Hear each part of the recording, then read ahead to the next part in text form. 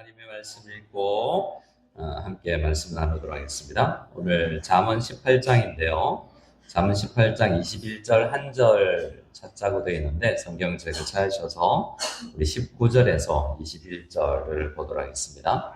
잠언 18장 구약성경 잠언 18장 19절에서 21절 말씀을 찾아서 우리 같이 읽겠습니다. 잠언 18장 19절에서 21절입니다. 같이 읽겠습니다.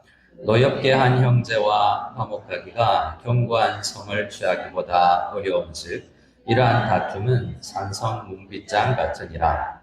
사람은 입에서 나오는 열매로 말미암아 배부르게 되나니 곧 그의 입술에서 나는 것으로 말미암아 만족하게 되느니라.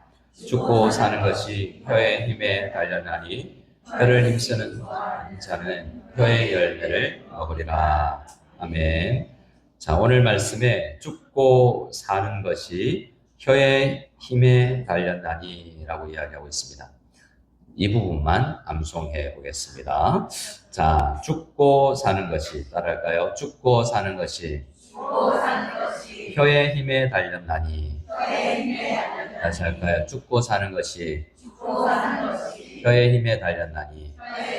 다 같이 외워볼까요? 시작. 죽고 사는 것이 혀의 힘에 달렸나니. 옆 사람을 바라보고 인사할까요?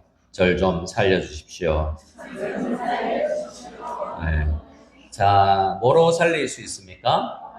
말로 살릴 수 있습니다. 자, 오늘은 죽이는 거에 대해서 이야기하고 어떻게 죽일 수 있는가? 제가 여러분 기술을 알려드리도록 하겠습니다. 어떻게 말로 사람을 죽일 수 있는지 사실 안 가르쳐드려도 여러분 태어나면서부터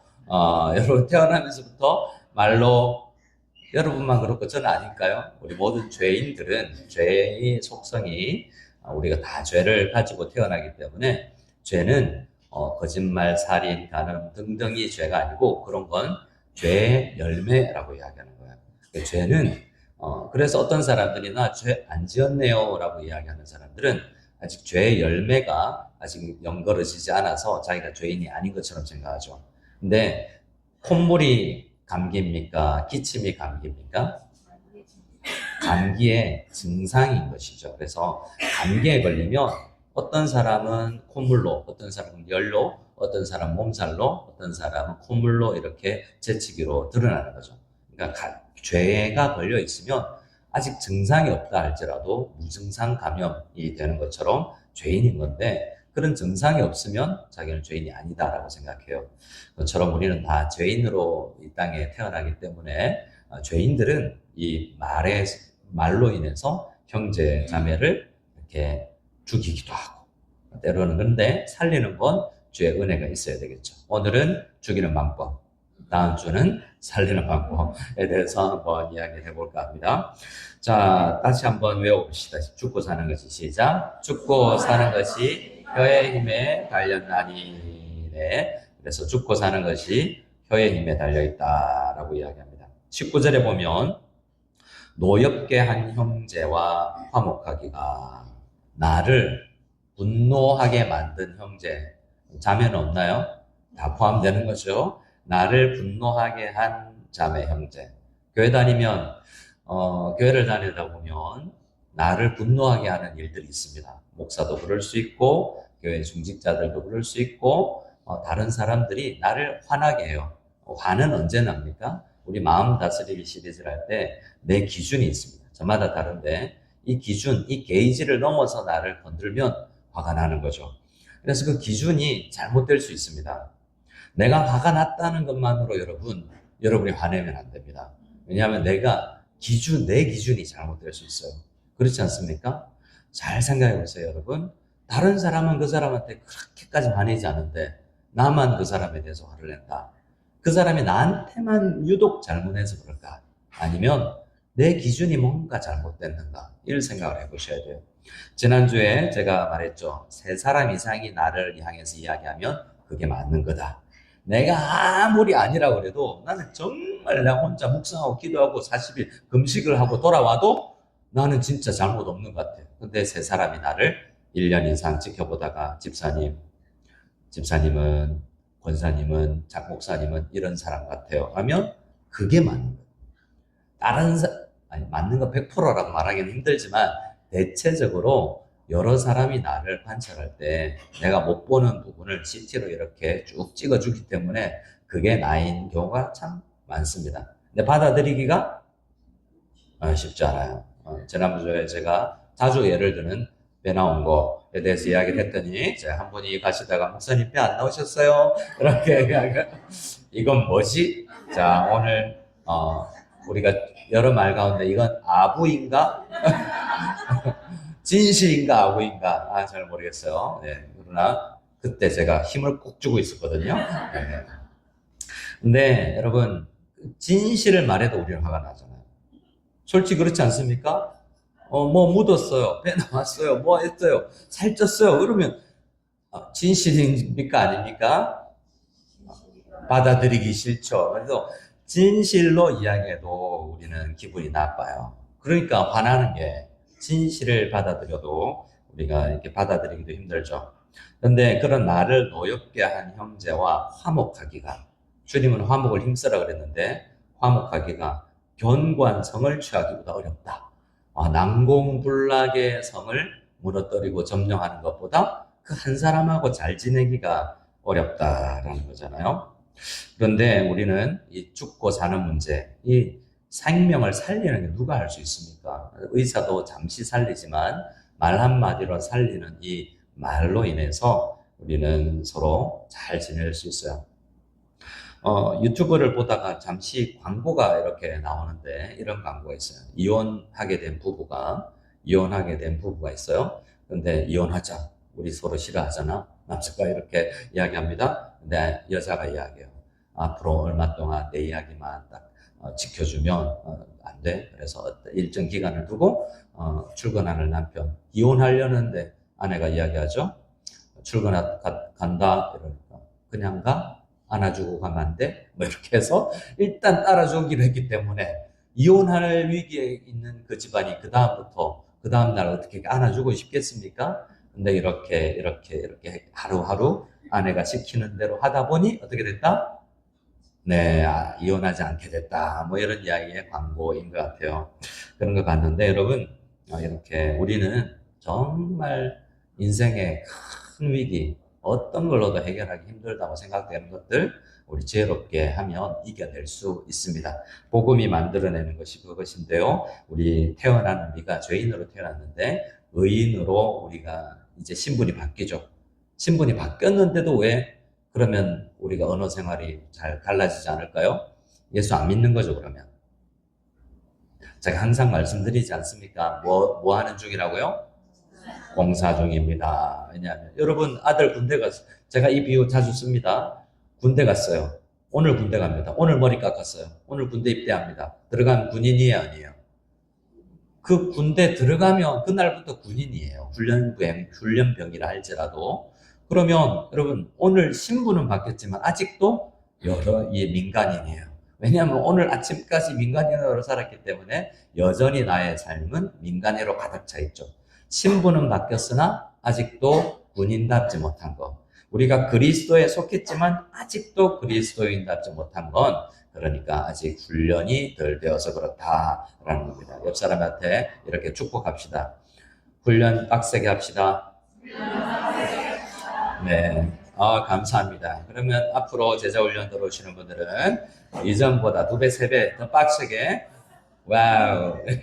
여러분, 단기 사병 이렇게 훈련하는 것보다 장교 훈련하고 파일럿 훈련하는데 더 돈도 많이 들고 시간도 많이 걸리지 않겠습니까? 그렇게 훈련되기를 원합니다. 우리 말씀을 보면, 자, 오늘 몇 가지 우리 죽이는 말, 살리는 말이 있는데, 죽이는 말들에 어떤 것들이 있는지 제가 8가지 정도. 이건 이 내용에도 들어있는데 참고로 제 오리지널한 설교는 아닙니다. 책을 읽고 그 책에서 많이 참고해서 이렇게 전달하는 것이니까 제가 어떤 경우는 열심히 제가 혼자 묵상한 것도 있지만 어떤 경우에는 다른 분들이 묵상을 해놓은 것을 잘 씹어서 삼켜서 우리 성도님들이 잘 먹을 수 있도록 제가 씹어서 애기들을 줄 때 엄마가 씹어서 이렇게 넣어주잖아요. 좋죠?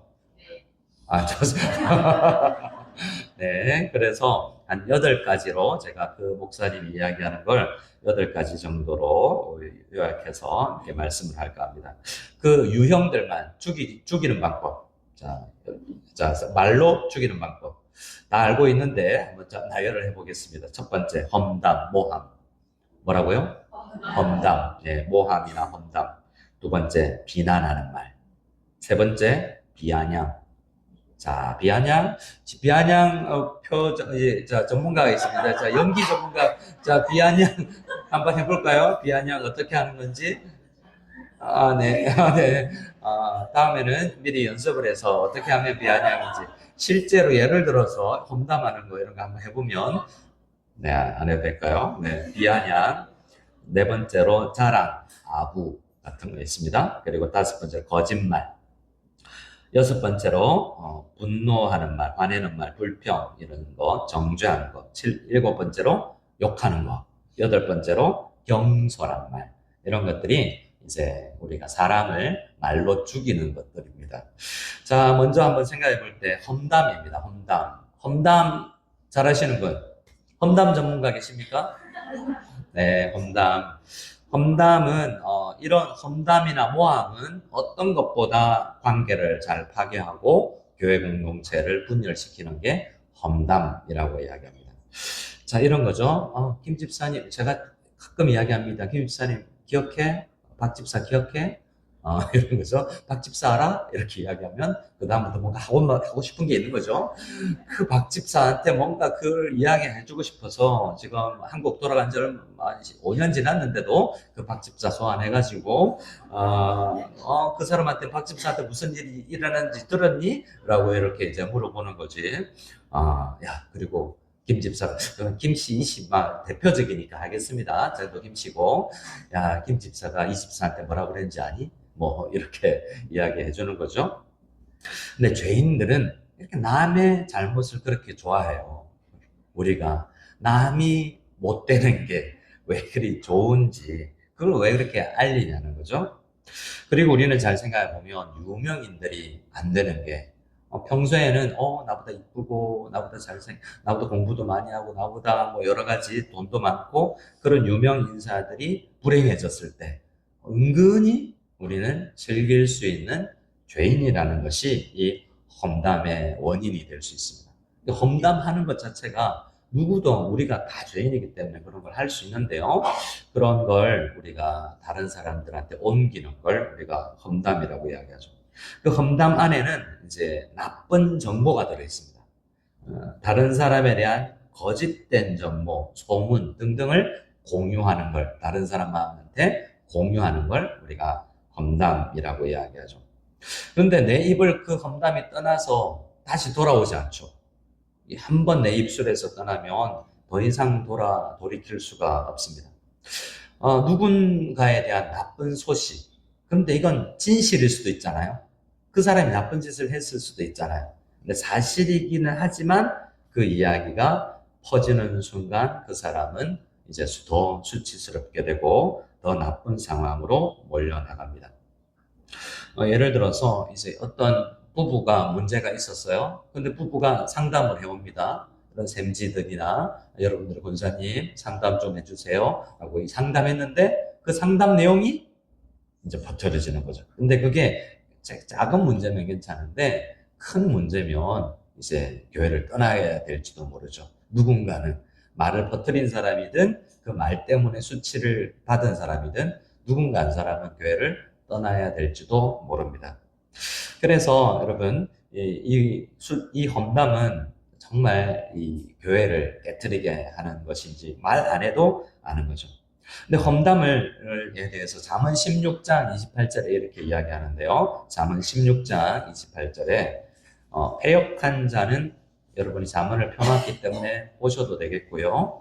패역한 자는 다툼을 일으키고 말쟁이는 친한 것을 못하느니라 이간하느니라.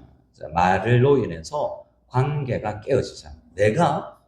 우리는 하나 되게 만들어야 되고 한 몸을 만들고 교회를 성장시켜야 되는데 이 험담은 두 사람, 다른 사람들 사이를 이간하고 벌어지게 만드는 거죠. 험담을 들으면 그래서 마음에 의심을 심어지게 되고 불신의 장벽을 이제 점점 세워 나가게 되는 것입니다. 그리고 그 말을 해주는 사람, 그 말을 해주는 사람한테 잘 들으면 말 옮기기를 우리가 할 때 한번 생각해 보세요. 내가 그 말을 옮기면서 그 사람에게 어떻게 느껴질지. 이 사람, 우리는 자연스럽게 생각하면 이렇습니다. 얘가, 죄송합니다. 얘라고 그래서, 얘가 나가서 내 이야기는 이렇게 안 옮길까? 이렇게 생각하는 거죠. 정말 한편으로 잘 들어보면, 그래? 아이고, 또, 우리가 기가 솔깃해가지고 그런 이야기 좋아합니다. 그래? 그래, 박 집사 그랬어? 이김 집사 그랬어? 그런데 막 좋아하고, 그런 이야기 있으면 또 해줘. 뭐 이럴 수도 있지만, 여러분, 잘 생각해 보세요. 딴 데 가서 내 이야기는 그렇게 안 할 건지. 그러니까 그 사람이 나랑 친해서 나를 믿어주기 때문에 이야기한다 하지만, 험담은 결국 나를 죽이기도 하고 이 사람도 죽이고 서로 죽고 물고 묵게 되는 것입니다. 전도서 7장에도 이런 말씀이 있는데요. 또한 사람들이 하는 모든 말에 내 마음을 두지 말라. 그리하면 내 종이 너를 저주하는 것을 듣지 아니하리라. 너도 가끔 사람을 저주하였다는 것을 내 마음도 알고 있느니라 라고 이야기하면서 우리는 이런 습관을 잘 가진 사람들이라는 것을 생각해야 됩니다. 이 험담이 이제 조금 더 전문적이 되면 이게 됩니다. 따라합시다. 모함. 험담은 의도적이지 않게 이런 습관성일 수 있어요. 모함은요, 어떤 사람을 그냥 멸망시키려고는 의도로 하는 게 또 모함입니다. 그러니까 요즘에 정치판을 보면, 그런 말 많이 하죠. 뉴스를 보면, 정책에 대한 논의는 없고 상대방만 헐뜯는다라는 거죠. 뭐 하기 위해서죠? 제가 그냥 험담을 받고 저도 모략을 받아야 내가 될 수 있으니까 서로 모함만 하는 험담을 넘어서 아닌 것들 애매하게 법적인 선을 넘어서지 않도록 서로를 모함하기도 합니다. 알 수 없는 그를 이야기하죠. 그래서 모함은 공개적이고 다분히 의도적으로 다른 사람에 대한 악평을 퍼뜨리는 행위인데요. 이 모함과 험담의 주인공이 있습니다. 이 존재는요, 여러 부분에 이 사람 죽이는 말을 모국어로 쓰는 존재인데요. 그 존재를 우리는 뭐라고 부른다? 사탄이라고 부릅니다. 사탄은 각종 죽이는 말의 원흉이에요. 근데 이 친구 때문에 우리가 많은 이런 어려움을 겪게 되는데요. 에덴 동산에서 사탄이 했던 첫 번째 말이 그러니까 험담, 모함입니다. 누구를 모함한 걸까요? 하나님을 모함했어요. 야, 하나님 진짜 그런 존재야? 아니야. 하나님 그런 분 아니야. 라고 모함을 했죠. 너희가 결코 죽지 아니라고 이야기했습니다. 사탄이 아담과 하와에게. 근데 하나님 뭐라고 이야기했죠? 선악을 알게 하는 나무의 실과를 먹으면 너희가 정녕 진짜 참으로 확실히 쉬워 100% 너희 죽는다라고 이야기했단 말이에요. 그런데 사탄은 뭐라 그래요? 죽지 않는다라고 거짓말로 이야기했습니다. 그러니까 결국 하나님이 거짓말했다고 모함한 거죠. 너희가 그것을 먹는 날에는 너희 눈이 밝아져 하나님과 같이 되어 선악을 알 줄 하나님 알고 너희를 그렇게 못되게 하도록 악평을 하는 거죠. 그런 모든 걸 하나님은 구두쇠처럼 너희들에게 모든 걸 나눠주지 않으려고 하는 그런 분이야 라고 모함을 한 겁니다. 근데 하나님은요, 하나를 그만시긴 하셨지만 그것도 이유가 있어서 모든 걸 그것 외에는 마음대로 먹어 라고 우리에게 엄청난 자유를 주신 분인데도 사탄은 하나님을 모함했죠. 자, 야고보서 4장 11절에 모함을 이렇게 이야기합니다. 형제들아 서로 비방하지 말라. 자, 형제를 비방하는 자나 형제를 판단하는 자는 곧 율법을 비방하고 율법을 판단하는 것이라. 이 말은 하나님을 판단하는 판단자의 위치에 있는 것이다 라는 것입니다. 자, 옆 사람에게 한번 축복할까요? 절 비방하지 마세요. 아무래도 어릴 때 연기 쪽으로 나가셨어야 될 것 같은데, 네. 비방하지 말고, 험담하지 말고, 모함하지 않는 우리가 되어야 될 텐데요. 자, 그래서 모함은, 우리가 하나님 자리에 서려고 할 때, 이 사탄이 왜 그랬냐면, 이 하나님 자리에 자기가 서고 싶어 했던 그 본능적인 마음이 사탄에게 있었거든요. 근데 모함과 험담 이면에는 자기를 사랑함과 다른 사람을 무너뜨리고 자기를 높이려고 하는 이 죄악된 마음이 내가 더 높아지려는 마음이 있기 때문에 험담하고 모함하는 것입니다. 나는 안 그래. 그리고 걔는 그래도 마땅해 라고 판단하고 그 위에 서 있는 것이 우리 모함이요 험담이라고 할 수 있습니다. 결국에는 그래서 내 마음을 그런 말들을 하는 내 말들을 잘 들어보면 그런 걸 이야기해서라도 내가 좀 알려지고 싶고 나 이런 것도 알고 이런 것도 나한테 이야기해 줄 수 있는 사람이야 라고 이야기하면서 그 관계에 자기가 핵심이 되고 싶어하는 그런 심리가 우리에게 들어있기 때문이라는 것입니다. 그래서 우리 잘못 이 모함을 험담하게 되면 내가 안 보인다고 또 온라인상에서 요즘에 많이 하잖아요. 그렇게 되면 어떻게 되죠? 어떤 경우에 어떤 연예인들이 자살을 하게 되는 그런 것까지도 일어나지 않습니까? 진짜 말로 글로 죽이는 것이죠. 그래서 우리는 이 모함, 험담 이런 말은 하고 있는 존재라는 걸 알고 나도 그런 존재구나 라는 것을 기본적으로 인정하는 이 시간이 되었으면 좋겠습니다. 이번 주는 해법이 아니라 검사하는 날입니다. 여러분에게 험담이나 모함이 있습니까? 없습니까? 있구나. 난 몰랐는데 자백하셨습니다. 네. 자, 모함, 험담 이것은 사람을 죽이는 것입니다. 두 번째는 비난하는 말입니다. 비난. 근데 비난은 조금 모함과 험담의 조금 낮은 단계라고도 오히려 할 수 있습니다.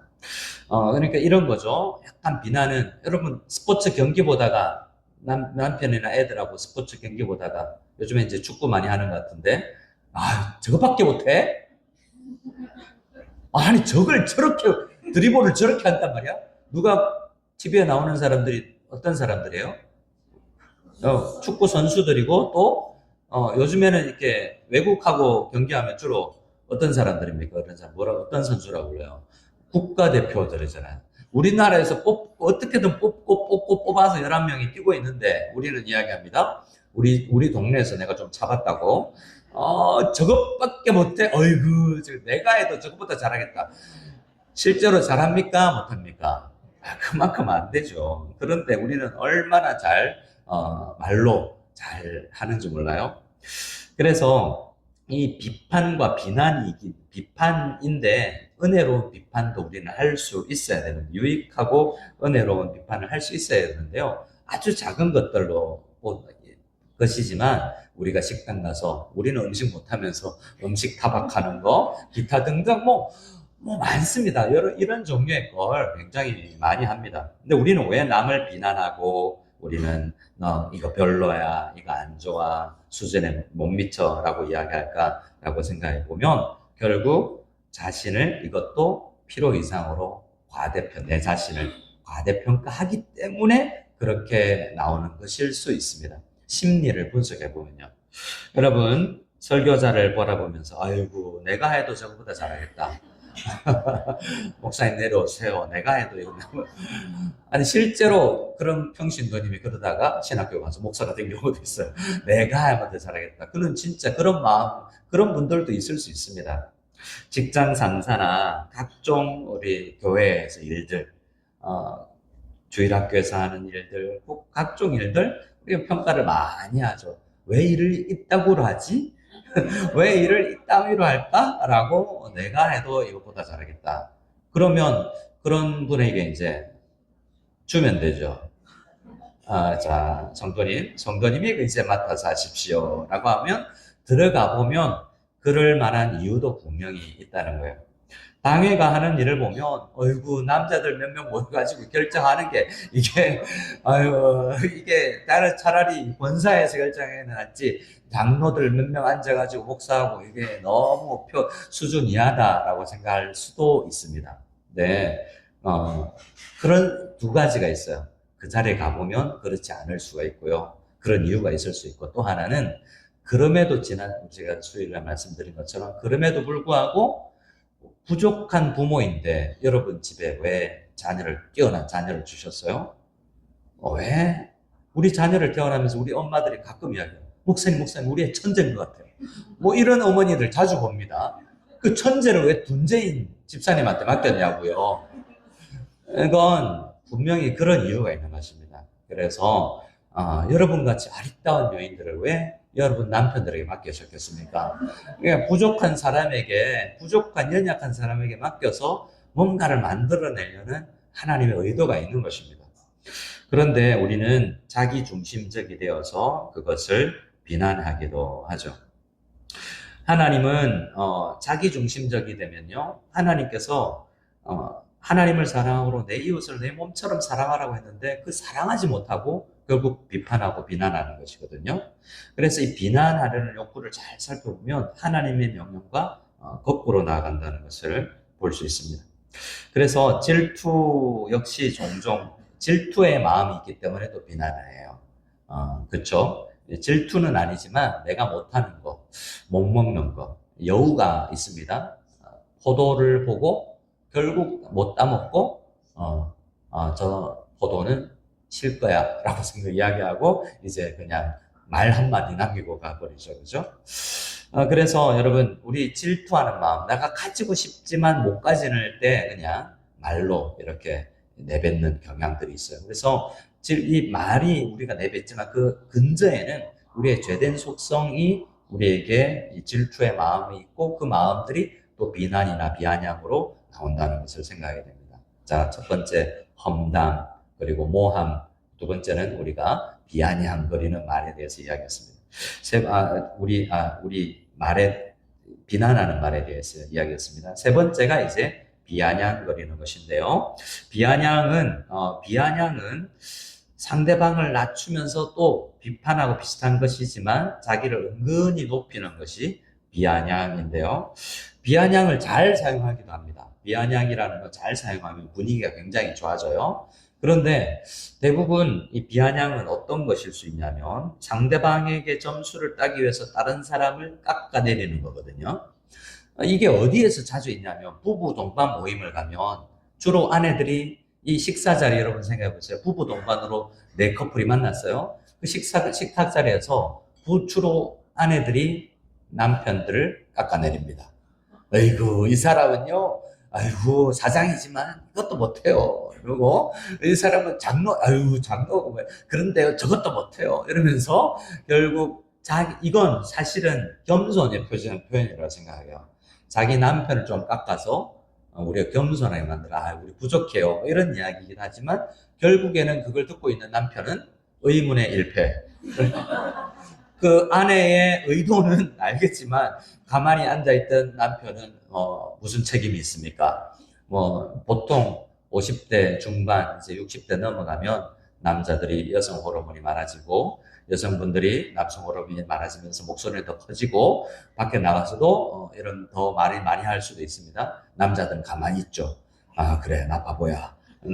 이래, 맞아. 이렇게 가만히 있지만 굉장히 그 마음으로는 상처가 있습니다. 상처가 되는 거예요. 그러니까 여러분, 자기를 낮추어서 남을 높이는 거 괜찮은데 그렇다고 남편 너무 낮추지 마세요. 감사합니다, 김선혜 사모님. 그런 거 잘 안 하시는 분이시지만 이 기회를 틈타서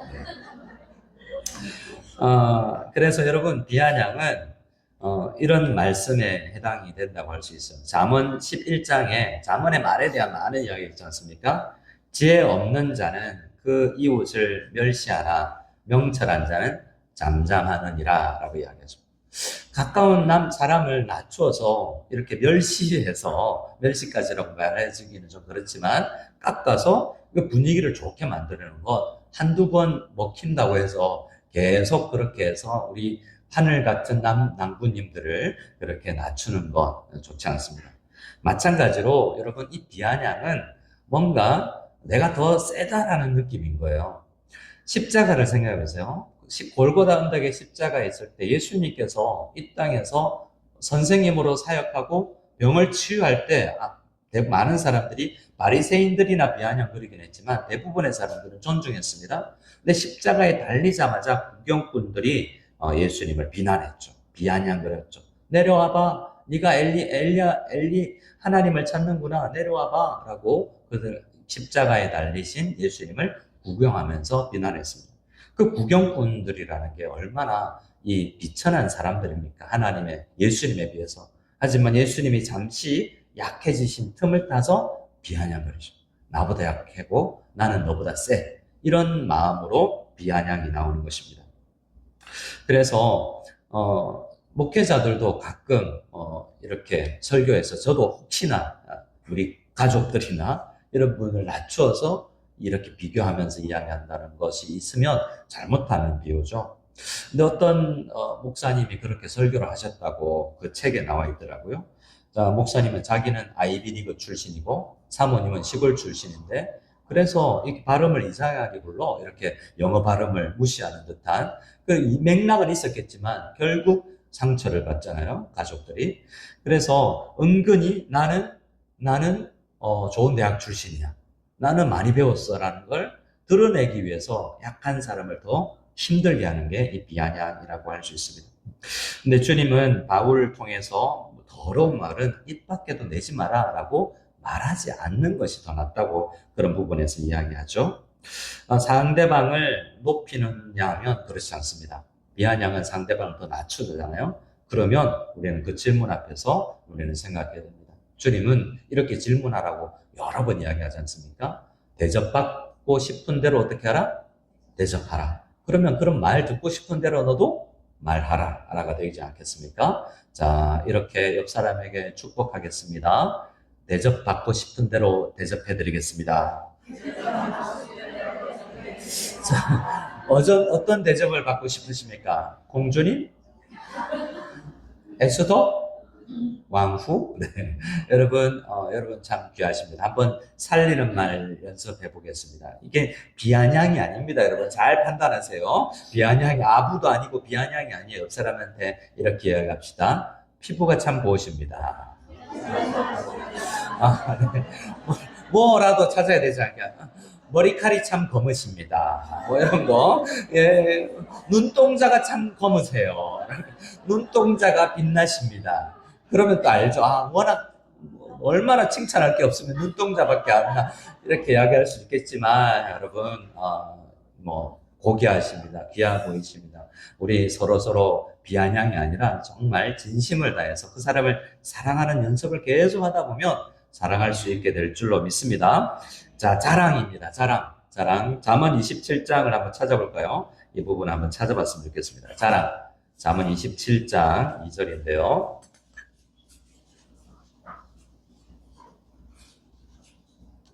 잠언 27장 2절을 찾아서 같이 한번 읽어볼까요? 같이 읽겠습니다.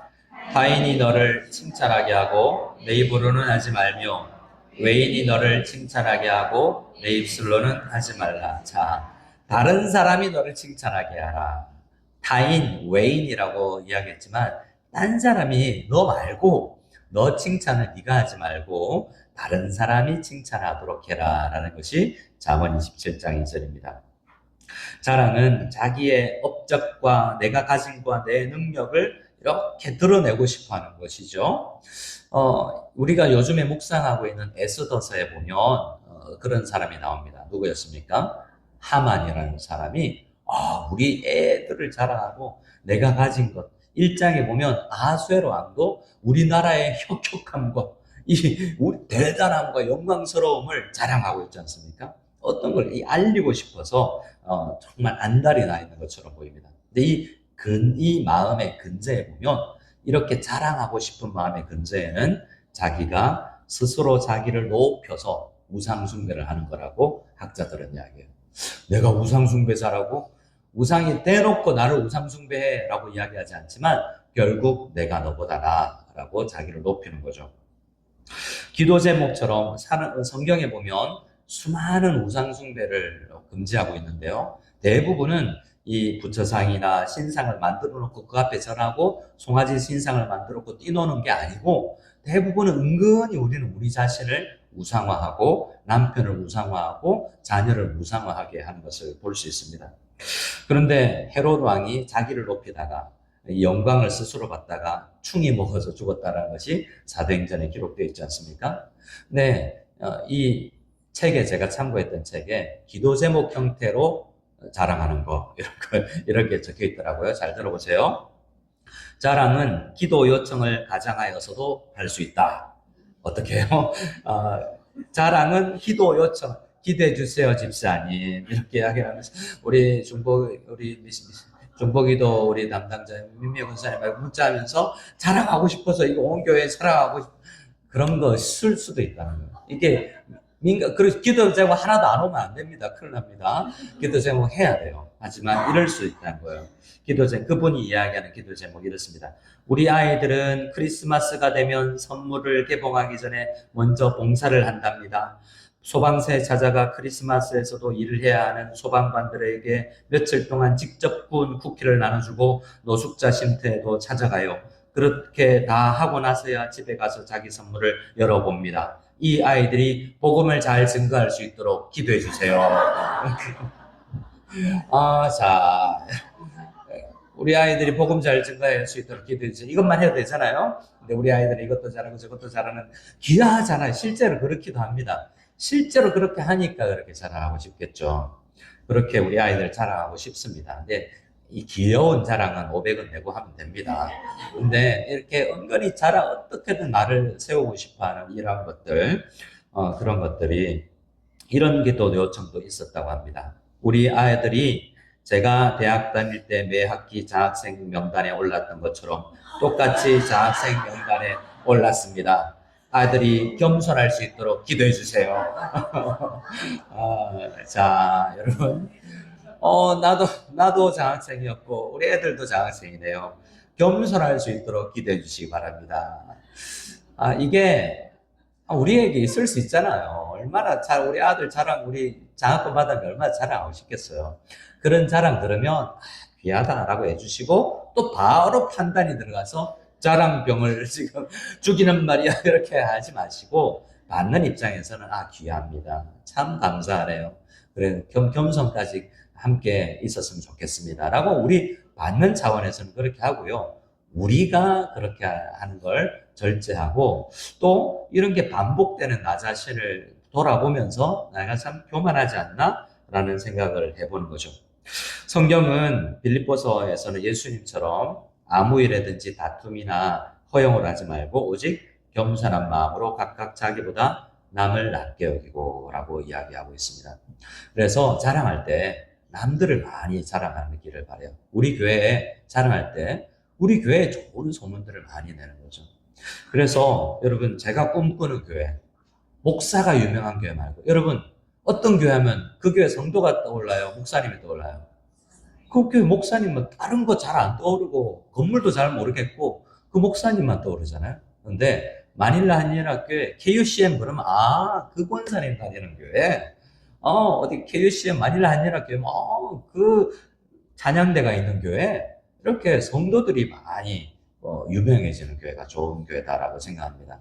바라기는 여러분 우리 필리핀 안에서 좋은 방면으로 유명해지시기 바랍니다. 네. 자, 여러분 옆 사람을 이제 나가서 자랑할 거를 찾아보세요.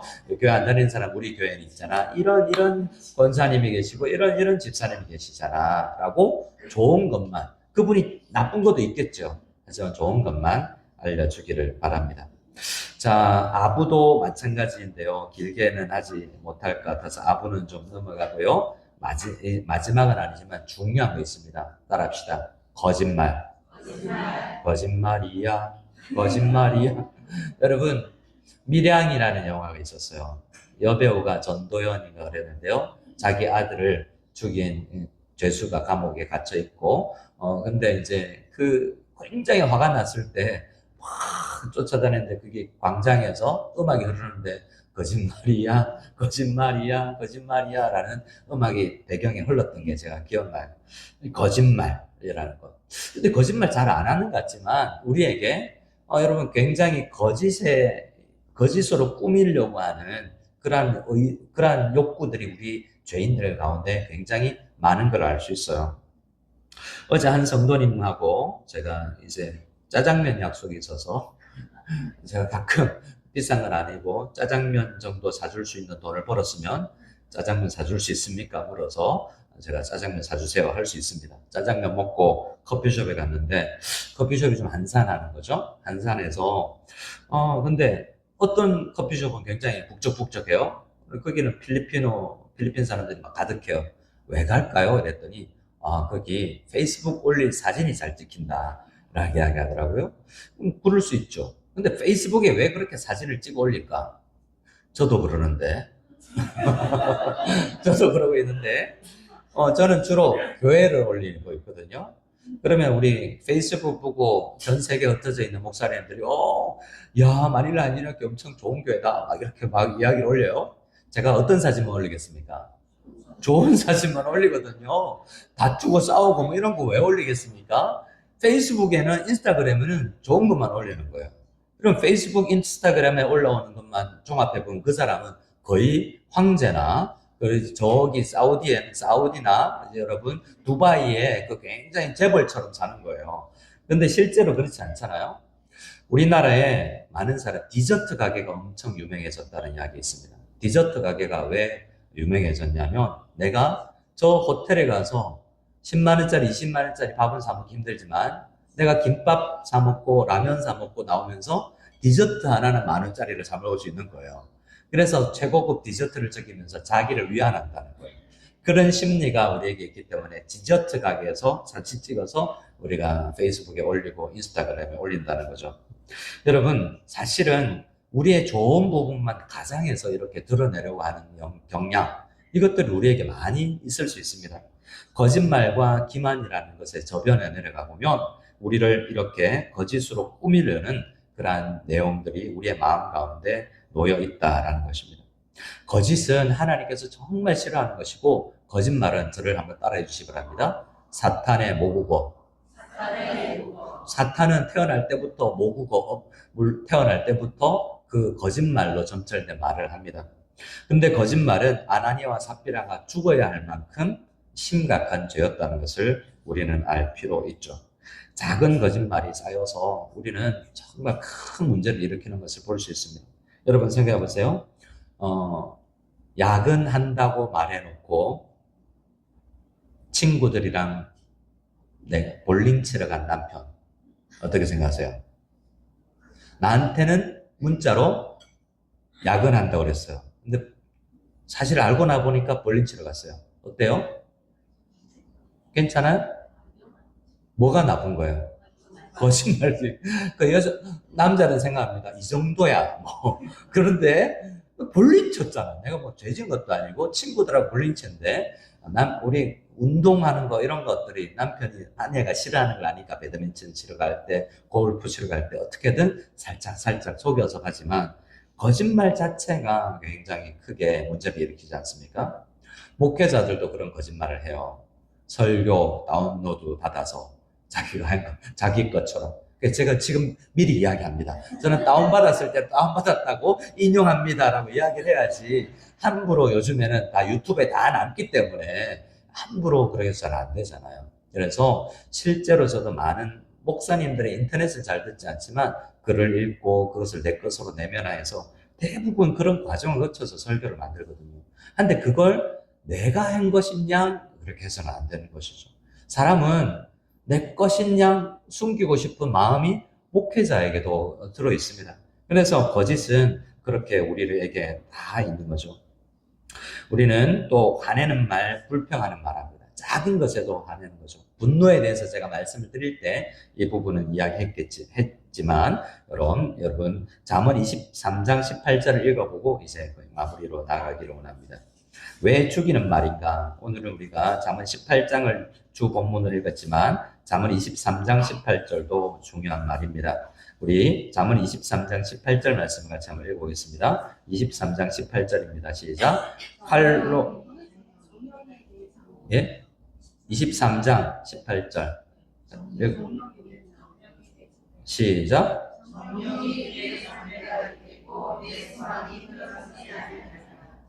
제가 인용한 것과 좀 다르군요. 죄송합니다. 예. 제가 읽어드립니다. 장수를 제가 잘못 인용한 것 같습니다. 칼로 찌름같이 함부로 말하는 자가 있거니와 지혜로운 자의 혀는 양약과 같으니라. 칼로 찌름같이 함부로 말하는 자. 제가 찾아서 나중에 수정해 드릴게요. 칼로 찌름같이 함부로 말하는 자. 이게 죽이는 말이죠. 사람이 여러분 비수처럼 말이 꽂히는 경우가 있지 않습니까?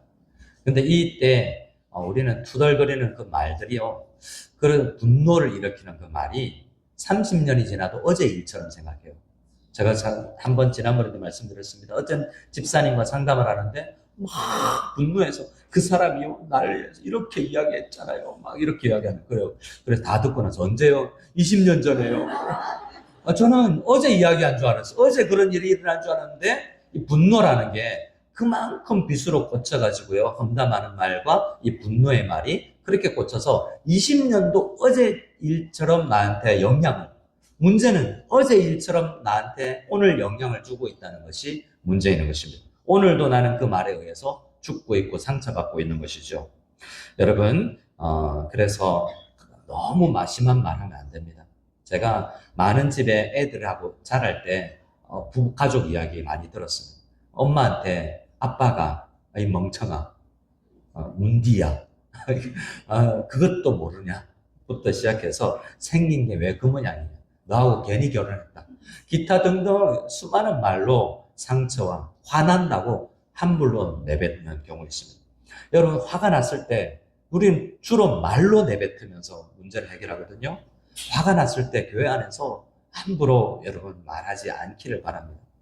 다행인 것은 우리가 미국 사회에서 목회를 했던 친구들의 이야기를 들어보면 미국 사회는 워낙 교회 안에서 험담하고 비난하고 분노하는 일이 많아서 옆에서 식당에서 친교실에서 밥 먹고 이런 데 싸우면 밥을 잘 먹는데요. 또 싸우는구나 하고 이제 이렇게 밥을 잘 먹는데요. 그냥 비일비재하니까. 근데 그게 교회 안에서 일어날 수 있는 일들입니다. 우리는 그렇게 연약해요.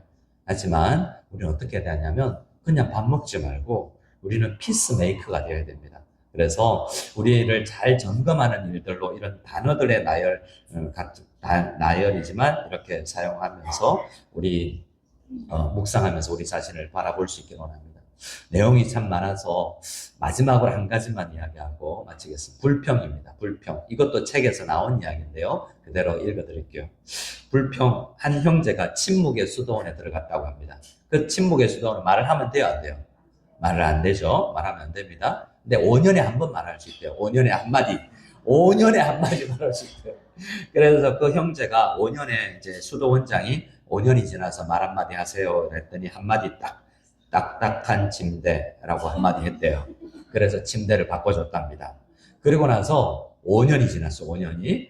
그래서 또 한마디가 할 수 있습니다. 그래서 차가운 음식, 이렇게 말했답니다.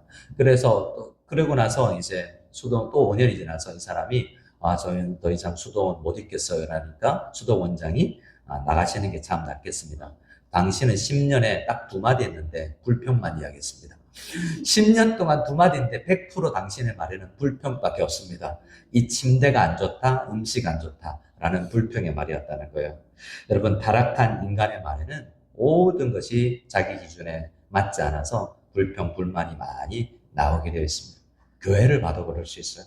이게 왜 안 돼? 저게 왜 안 돼? 불평하는 말, 투덜거리는 말이 우리 가운데 있다면 우리가 역시 아직 죄인이고 공사 중이구나 라는 생각을 하고 말씀 앞에 나가서 이제 살리는 말을 할 수 있는, 다음 주에 드디어 우리는 살리는 말을 이야기할 것입니다. 살리는 말로 우리를, 교회를 아름답게 만들 수 있는 우리 모두가 될 수 있기를 소원합니다. 자, 옆 사람에게 이렇게 이야기합시다. 오늘은 불평하지 맙시다. 우리 함께 찬양하며 나아가기를 원하는데요. 찬양하고 기도하겠습니다.